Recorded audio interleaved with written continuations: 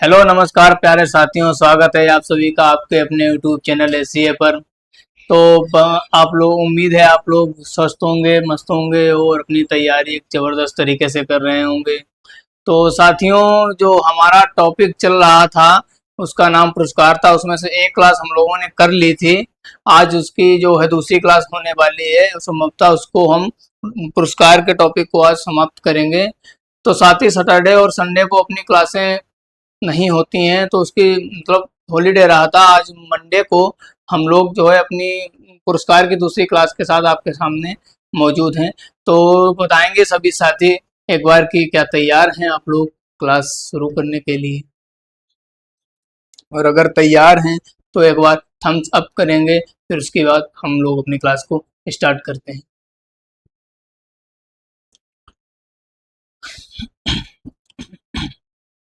ठीक है साथी, आइए अपनी क्लास की शुरुआत करते हैं बिना कुछ देरी किए हुए। साथी, आज हम नोबेल पढ़ने वाले हैं। तो सबसे पहले बात करते हैं नोबेल पुरस्कार की। तो बात आती है कि नोबेल की स्थापना कब हुई थी। तो साथी, सन 2000 नहीं सॉरी 1901 में नोबेल पुरस्कार की स्थापना हुई थी, और 1901 में ही इसकी शुरुआत हुई थी। ठीक है। बात आती है कि स्थापना स्वीडन के महान वैज्ञानिक अल्फ्रेड नोबेल की अनुसार हुई थी। यानी एक स्वीडन के महान वैज्ञानिक थे जिनका नाम था कि अल्फ्रेड नोबेल। तो उन्होंने इसकी नोबेल पुरस्कार की स्थापना की थी। साथ ही शुरुआत में 5 क्षेत्रों में नोबेल पुरस्कार को दिया जाता है। शुरुआत में ये 5 क्षेत्रों में ही दिए जाते थे। बाद में एक प्रावधान किया गया कि जो नोबेल पुरस्कार थे उसको वो अर्थशास्त्र के क्षेत्र में भी दिए जाएंगे। और साथ ही बात करते हैं नोबेल फाउंडेशन की स्थापना कब हुई थी। इसमें एक पॉइंट ऐड कर लीजिए, नोबेल फाउंडेशन की स्थापना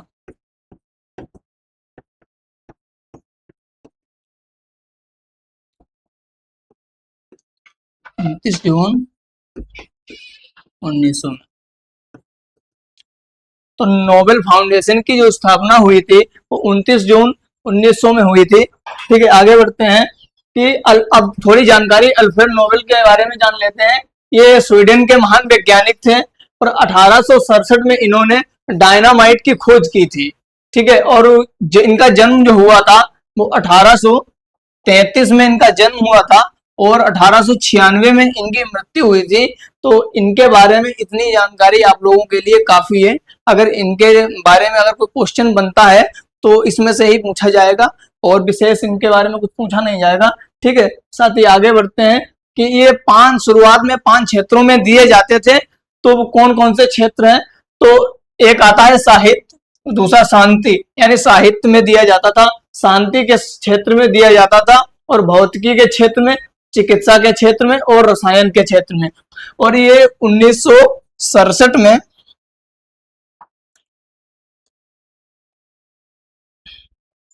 एक मिनट,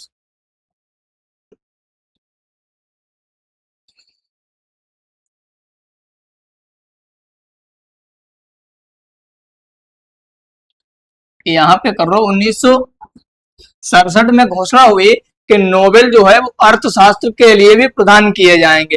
ये 68 में 1968 में स्थापित हुए थे।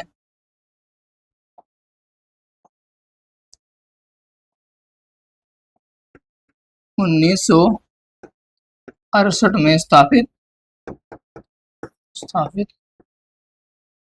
और जो अर्थशास्त्र के क्षेत्र में जो नोबेल पुरस्कार दिया गया था, सबसे पहले वो 1969 में दिया गया था। यानी 1967 में घोषणा हुई कि नोबेल पुरस्कार अर्थशास्त्र के क्षेत्र में भी दिए जाएंगे। 1968 में इसकी स्थापना हुई, और 1969 में ये मतलब पहला पुरस्कार अर्थशास्त्र के क्षेत्र में दिया गया था। ठीक है, तो आगे बात करते हैं साथी। ये यहाँ पे देखो लिखा हुआ है, पहले 5 क्षेत्रों की पुरस्कार राशि जो है नोबेल फाउंडेशन प्रदान करता है। कि यहाँ पे लिखा है कि पहले 5 क्षेत्रों, यानी जो आपको 5 क्षेत्र हम बता चुके हैं, साहित्य, शांति, भौतिकी, चिकित्सा, रसायन, इनकी जो राशि है, इन क्षेत्रों में जिनको दिया जाता है उसकी जो राशि है वो नोबेल फाउंडेशन प्रदान करता है। उसकी स्थापना कब हुई थी आपको पीछे बताया था, अर्थशास्त्र क्षेत्र की मतलब जो अर्थशास्त्र के क्षेत्र में दिए जाते हैं, उनके जो पुरस्कार की राशि है वो एक स्वीडिश बैंक है वो प्रदान करता है। साथ ही ये प्रत्येक वर्ष अक्टूबर में नोबेल पुरस्कारों की घोषणा होती है, यानी अक्टूबर के महीने में इन पुरस्कारों की घोषणा होती है और प्रत्येक वर्ष 10 दिसंबर को स्टॉकहोम स्वीडन में ये पुरस्कार दिए जाते हैं। यानी घोषणा कब होती है? अक्टूबर में, और दिए कब जाते हैं? 10 दिसंबर को स्टॉकहोम यानी स्वीडन में दिए जाते हैं। और शांति का जो नोबेल है वो पुरस्कार ओस्लो में दिया जाता है, यानी शांति का नोबेल ओस्लो में। ओस्लो ये नॉर्वे की राजधानी है, नॉर्वे की राजधानी, ठीक है। तो इसे नॉर्वेजियन नोबेल जो समिति है ये दिया जाता है नॉर्वे की संसद द्वारा। उसका नाम है नॉर्वेजियन नोबेल समिति, ये नॉर्वे की संसद द्वारा दिया जाता है, ठीक है। आगे बात करते हैं कि एक क्षेत्र में अधिकतम 3 लोगों को नोबेल पुरस्कार दिया जाता है। एक क्षेत्र में अधिकतम 3 लोगों को ही नोबेल पुरस्कार दिया जा सकता है। 1974 में यह प्रावधान आया कि मरणोपरांत नोबेल पुरस्कार नहीं दिया जाएगा। यानी साथी ये समझते हैं कि 1974 से पहले ये नोबेल पुरस्कार मरणोपरांत भी दिए जाते थे, लेकिन 1974 में यह प्रावधान बना कि ये जो है सिर्फ जीवित ही लोगों को दिए जाएंगे, मरणोपरांत ये नहीं दिए जाएंगे। अब तक केवल 2 मृत व्यक्तियों को यह पुरस्कार दिया गया। नंबर 1 एरिक एक्सेल कार्लफेल्ड, इनको 1931 में मिला है, और डैग होमरसोल्ड, ये यहाँ पे डैग होमरसोल्ड है, इसको मिटा लो, होमरसोल्ड करूंगा।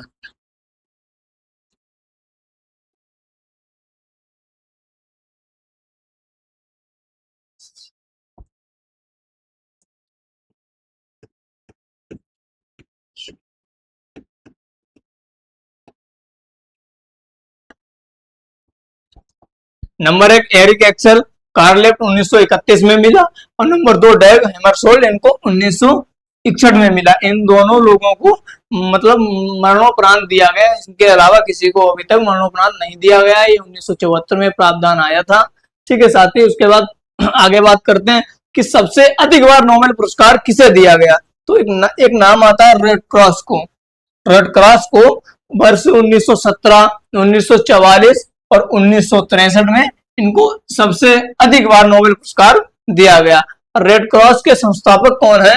तो हेनरी ड्यूनेंट, ये रेड क्रॉस के संस्थापक हैं, और इसकी स्थापना हुई थी 1863 में, ठीक है।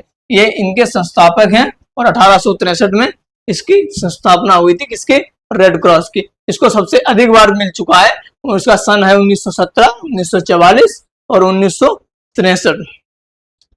उसके बाद सबसे कम उम्र में नोबेल पाने वाले पुरुष सती लॉरेंस ब्रैग, ये 25 वर्ष की आयु में इन्होंने जीता। सबसे कम उम्र के ये व्यक्ति हैं जिनको नोबेल पुरस्कार मिला। साथ ही बात करते हैं सबसे कम उम्र में नोबेल पाने वाली पहली महिला, तो मलाला यूसुफजाई। इनकी उम्र कितनी थी? 17 वर्ष। इन्होंने 17 वर्ष में नोबेल सबसे कम उम्र में जीता, ये पहली महिला बनी।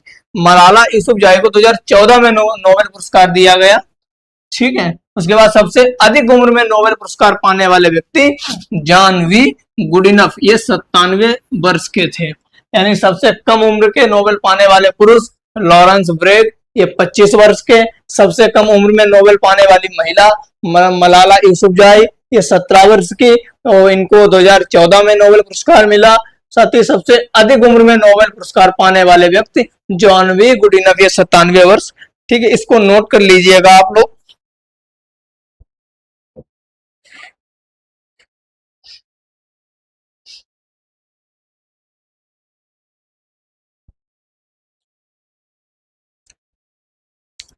आगे बात करते हैं कि 2 बार नोबेल पुरस्कार प्राप्त करने वाले लोग, यानी प्रथम द्वितीय, यानी मैडम क्यूरी, इनको भौतिकी के क्षेत्र में 1903 में मिला, और इनको मैडम क्यूरी को ही 1911 में रसायन के भी क्षेत्र में भी मिला।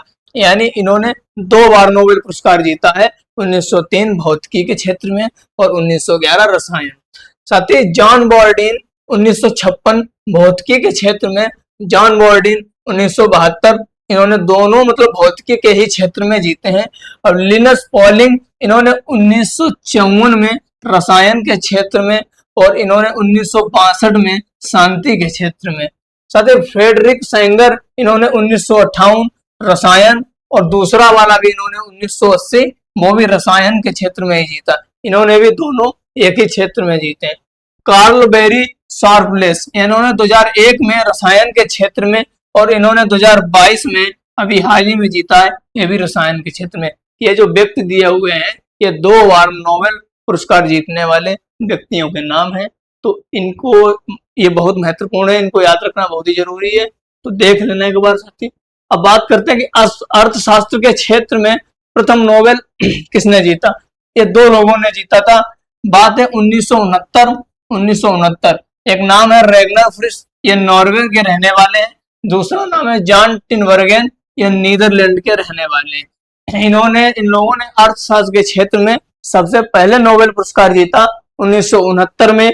ये रेगनर फ्रिस नॉर्वे के हैं, और 1969 जॉन टिनबर्गेन ये नीदरलैंड के रहने वाले हैं। आगे बढ़ते हैं कि बात आती है नोबेल पुरस्कार पाने वाले भारतीय।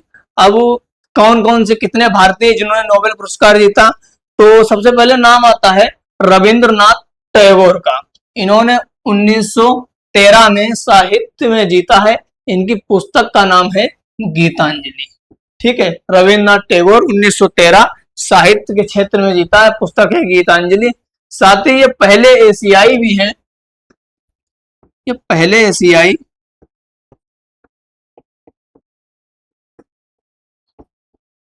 और गैर यूरोपियन भी।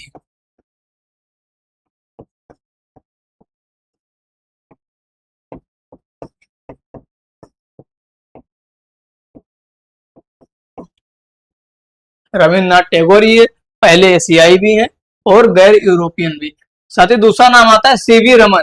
1930 में इन्होंने भौतिकी के क्षेत्र में ये पहले एशियाई वैज्ञानिक हैं। तीसरा नाम है डॉक्टर हरिगोविंद खुराना, 1968, इन्होंने चिकित्सा के क्षेत्र में जीता है। चौथा नाम आता है मदर टेरेसा, इन्होंने 1979 शांति के क्षेत्र में। फिर सुब्रमण्यम चंद्रशेखर 1983, इन्होंने भी भौतिकी के क्षेत्र में। आगे बात करते हैं अमर्त्य सेन, इन्होंने 1998 अर्थशास्त्र के क्षेत्र में। अगला नाम आता है बीएस नायपाल, 2001 में, इन्होंने भी साहित्य के क्षेत्र में जीता है। वेंकटरमन रामकृष्णन, इन्होंने 2009 में रसायन के क्षेत्र में जीता है।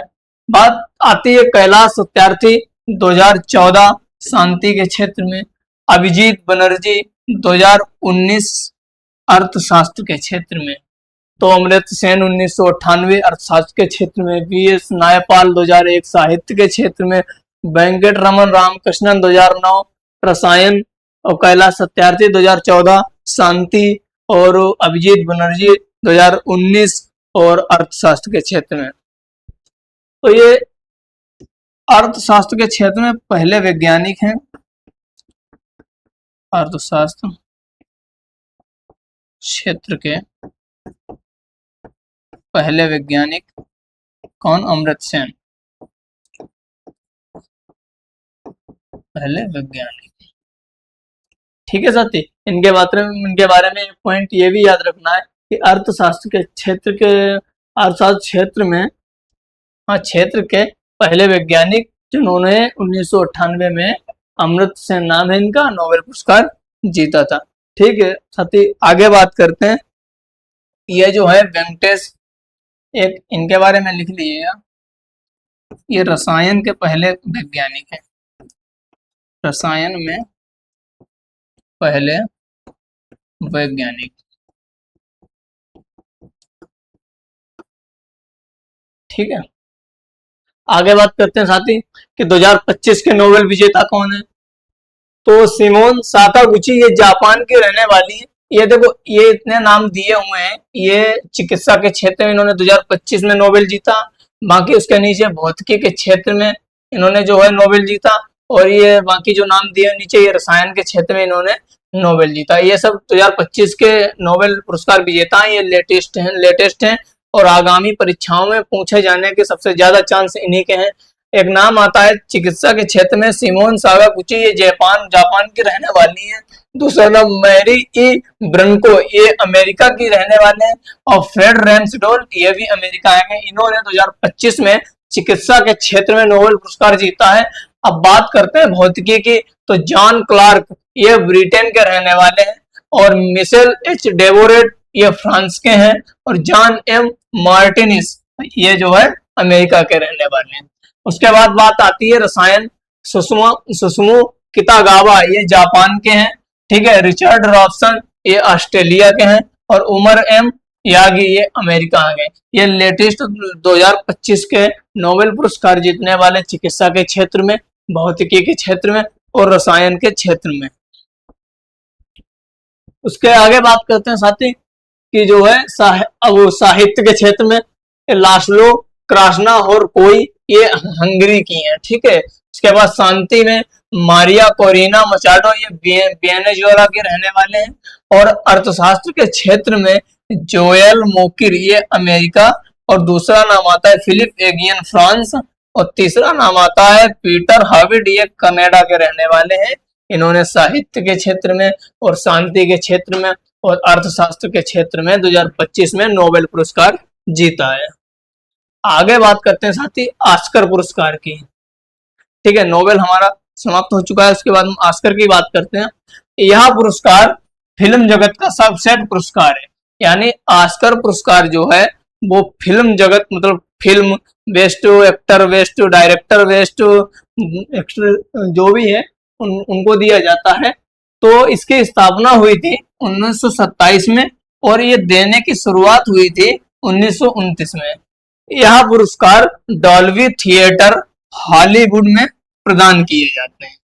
उसके बाद यह पुरस्कार दिए किसके द्वारा जाते हैं, तो एम्पस द्वारा दिए जाते हैं। एम्पस नाम की एक संस्था है, वो इस पुरस्कार को प्रदान करती है। ठीक है।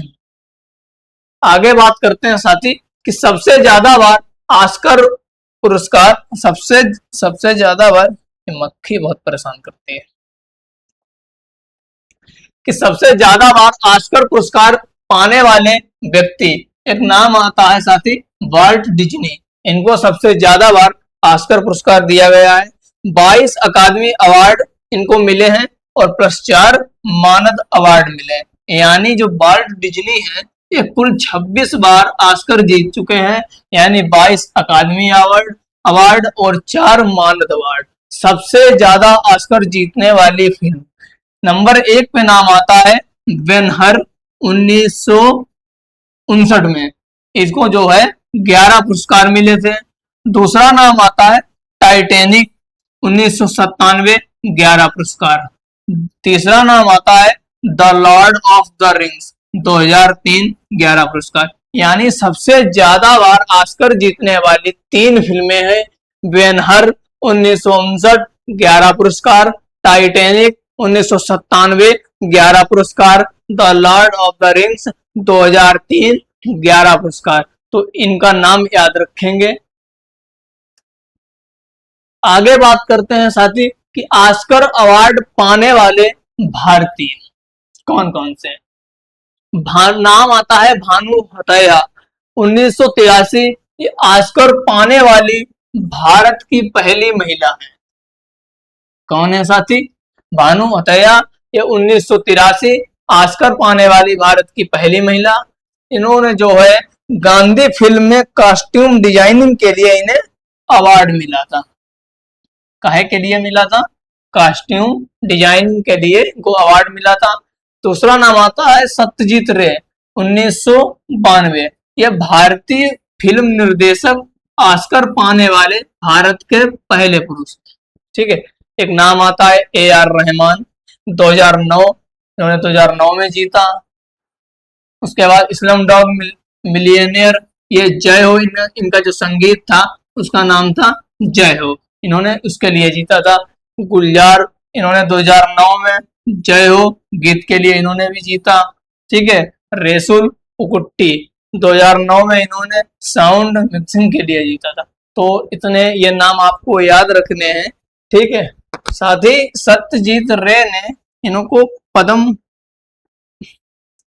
इन्होंने जो है बाकी के भी पुरस्कार जीत रखे हैं, यानी पद्म विभूषण,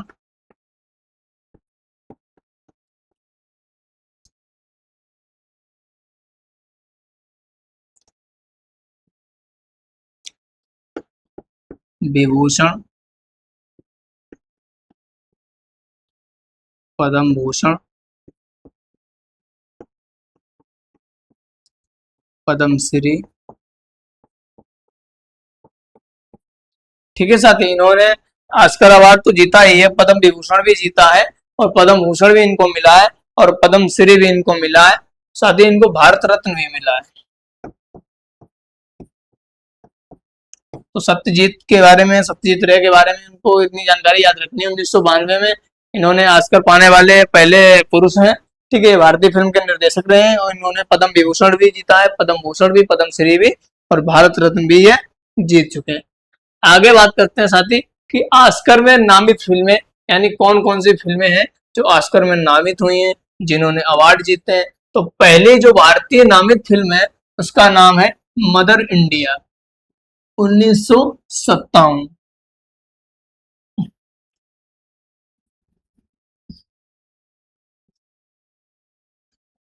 पहले भारतीय नामित फिल्म मदर इंडिया 1957 में।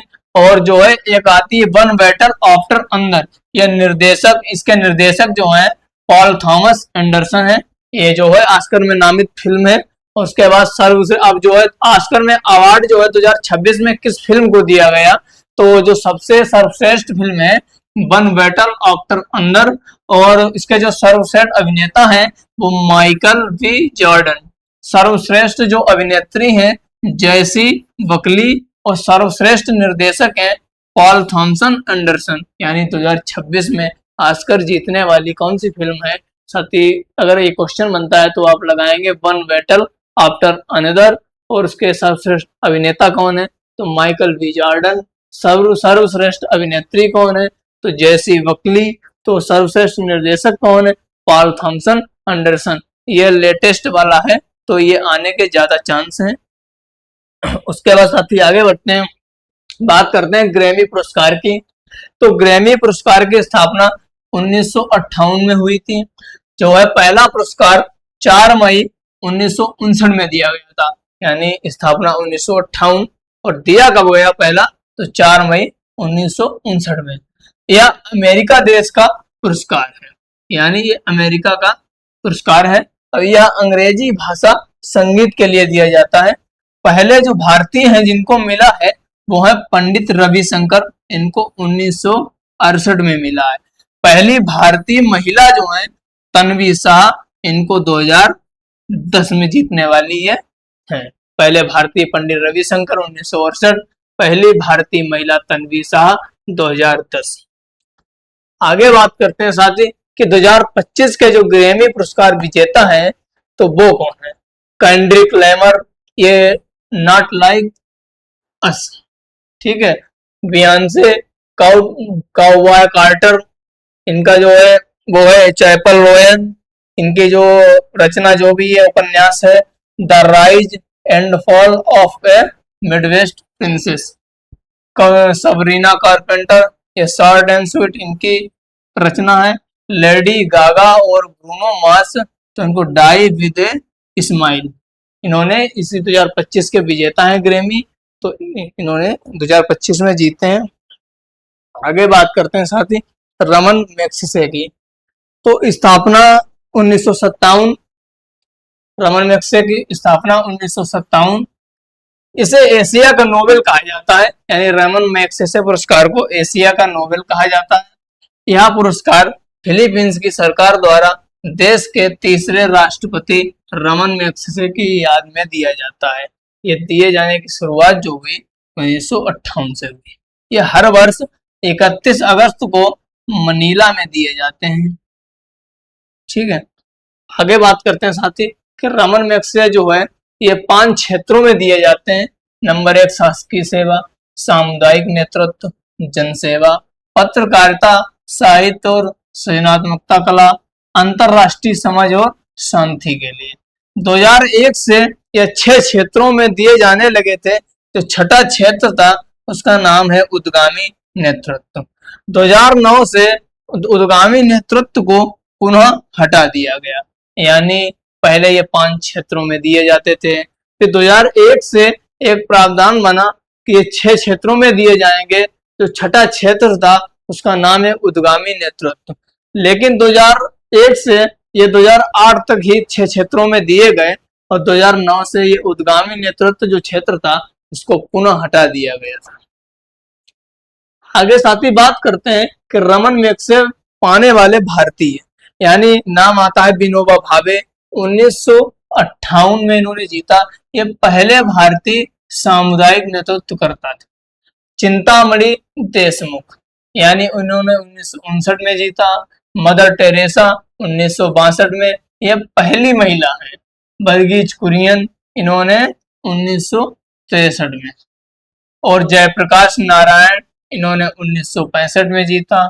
सत्यजीत रे, इन्होंने 1966 में जीता। एम.एस. स्वामीनाथन, इन्होंने 1971 में जीता।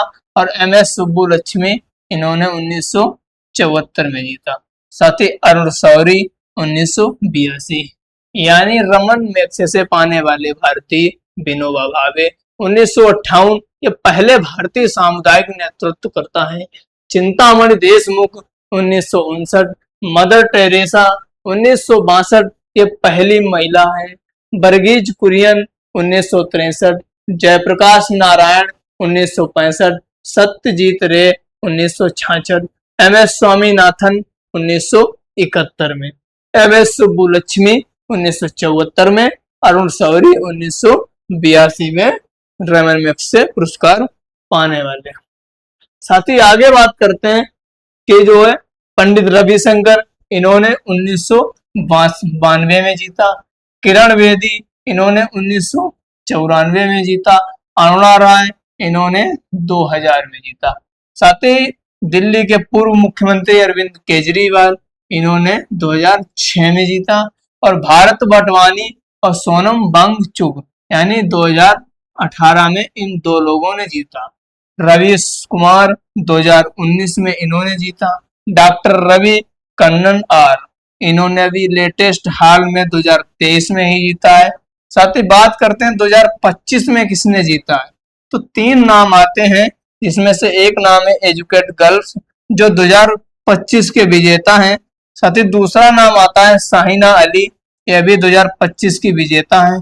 और तीसरा नाम आता है फ्लावियानो एंटोनियो एल विलानोवा, यानी ये भी 2025 के विजेता। ये लेटेस्ट आपके सामने नीचे दिए गए हैं 3 नाम। ये परीक्षाओं के लिए बहुत ही ज्यादा महत्वपूर्ण है और आगामी परीक्षा में पूछे जाने के ज्यादा चांस हैं, इसलिए ये याद तो आपको सभी रखने हैं, लेकिन ये लेटेस्ट वाले तो आप किसी भी कीमत पे छोड़ ही नहीं सकते हैं। इनको तो आप, इनके बारे में तो जानकारी आपको रखनी ही रखनी है। साथ ही आगे बात करते हैं गांधी शांति अंतरराष्ट्रीय पुरस्कार की। तो इसकी जो स्थापना हुई थी, ये 1995 को इसकी स्थापना हुई थी और इसकी शुरुआत जो देने की हुई थी 1995 को ही हुई थी। ये सबसे पहले किसे मिला था, साथ ही एक नाम आता है जूलियस न्येरेरे। ये 1995 में इनको सबसे पहले गांधी शांति अंतरराष्ट्रीय पुरस्कार दिया गया था। उसके बाद जूलियस न्येरेरे जो है ये तंजानिया के प्रथम राष्ट्रपति थे। ठीक है, पहला भारतीय, मतलब सब अब जो है गांधी शांति अंतरराष्ट्रीय पुरस्कार ये पाने वाले पहले भारतीय कौन थे, तो एक नाम आता है आई.टी. आर्यर ने 1996 में इन्होंने जीता था। इसकी साथ ही राशि जो होती है 1 करोड़ रुपए इसमें दिए जाते हैं। और ये 2000 में नेल्सन मंडेला ने भी जीता था। 2000 में 2020 में शेख मुजीबुर रहमान ने, इन्हें बांग्लादेश का जनक भी कहा जाता है।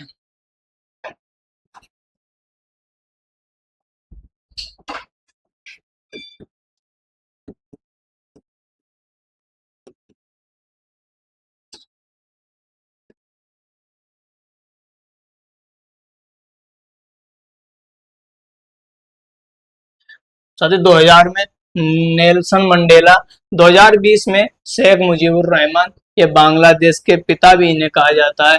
2021 में गीता प्रेस, ये गोरखपुर, इन्होंने भी साथ ही अंतरराष्ट्रीय गांधी पुरस्कार जीता था। आगे बात करते हैं बुकर पुरस्कार की, यानी बुकर पुरस्कार को ही मैन बुकर पुरस्कार कहा जाता है। इसकी शुरुआत होती है 1969 में। इसमें राशि कितनी दी जाती है? साथ ही 50,000 पाउंड इसमें दिए जाते हैं राशि इनाम के तौर पे। जो पहला बुकर पुरस्कार है वो पीएच न्यूबी को 1969 में दिया गया था। आगे बात करते हैं कि जो बुकर पुरस्कार पाने वाले 5 भारतीय हैं उनके नाम क्या हैं। तो पहला नाम है बीएस नायपाल, इनको 1971 में दिया गया था। सलमान रुश्दी 1981 में इनको दिया गया था। और अरुंधति राय, ये 1997 की मान बुकर या बुकर जीतने वाली पहली महिला बनी। ठीक है। एक नाम आता है किरण देसाई का, ये 2006 के विजेता हैं। उसके बाद साथ ही एक नाम आता है अरविंद अडिगा, इन्होंने जो है 2008 में जीता था। ठीक है। साथ ही आगे बात करते हैं कि बुकर पुरस्कार 2025 की, यानी 2025 में किसने जीता। तो एक नाम आता है डेविड सजाले, ये 2025 के विजेता हैं। ये लेटेस्ट हैं और आपसे पूछे जाने की ज्यादा ही चांस है। ये ब्रिटिश के हंगेरियन शहर के रहने वाले हैं और ये एक लेखक हैं। इनकी जो पुस्तक है उसका नाम है फ्लैश। इनकी पुस्तक जो है फ्लैश है, इसको याद रखेंगे। आगे बात करते हैं अंतरराष्ट्रीय बुकर पुरस्कार की। तो इसकी जो शुरुआत हुई थी 2005 में हुई थी। प्रथम प्राप्तकर्ता एक नाम आता है इस्माइल कादरे, इनको जो है सबसे पहले अंतरराष्ट्रीय बुकर पुरस्कार दिया गया था। साथ ही ये जो है पहले ये 2 वर्ष में एक बार दिए जाते थे, लेकिन 2015 के बाद एक प्रावधान बना कि हर वर्ष दिए जाएंगे। अब इसमें राशि कितनी दी जाती है? तो इसमें भी 50,000 पाउंड दिए जाते हैं। यानी अंतरराष्ट्रीय बुकर पुरस्कार शुरुआत 2005, प्रथम प्राप्तकर्ता इस्माइल कादरे, पहले ये 2 वर्ष में एक बार ही दिए जाते थे। 2015 के बाद एक प्रावधान लाया गया कि हर वर्ष दिए जाएंगे। इनमें राशि कितनी दी जाती है? तो 50,000 पाउंड इसमें भी दिए जाते हैं। आगे बात करते हैं कि 2025 के जो विजेता हैं उनका नाम क्या है। तो एक नाम आता है बानो मुश्ताक, इनकी पुस्तक है हार्ट लैम्प। इनकी पुस्तक को जरूर याद रखना है, ये परीक्षा में पूछी जा सकती है क्योंकि ये लेटेस्ट वाले हैं। ठीक है। ये जो इनकी पुस्तक है हार्ट लैम्प, इसको अंग्रेजी में अनुवाद करने के लिए मिला था दीपा भस्ती को। यानी 2025 में भानु मुश्ताक ने एक पुस्तक लिखी हार्ट लैम्प, उसके लिए इनको मिली क्योंकि ये लेखक है। ये तो हो गए लेखक। अब अनुवाद किसने की थी? तो एक नाम आता है दीपा भस्ती ने, इन्होंने अंग्रेजी में अनुवाद की थी इसलिए इन्हें दिया गया।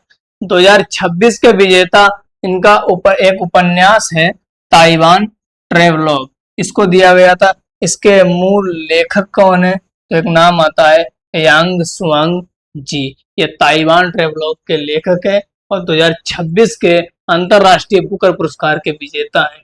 अब इसको अंग्रेजी में अनुवाद किसने किया था? तो एक नाम आता है लिन किंग, इन्होंने जो है अनुवाद के लिए जीता है।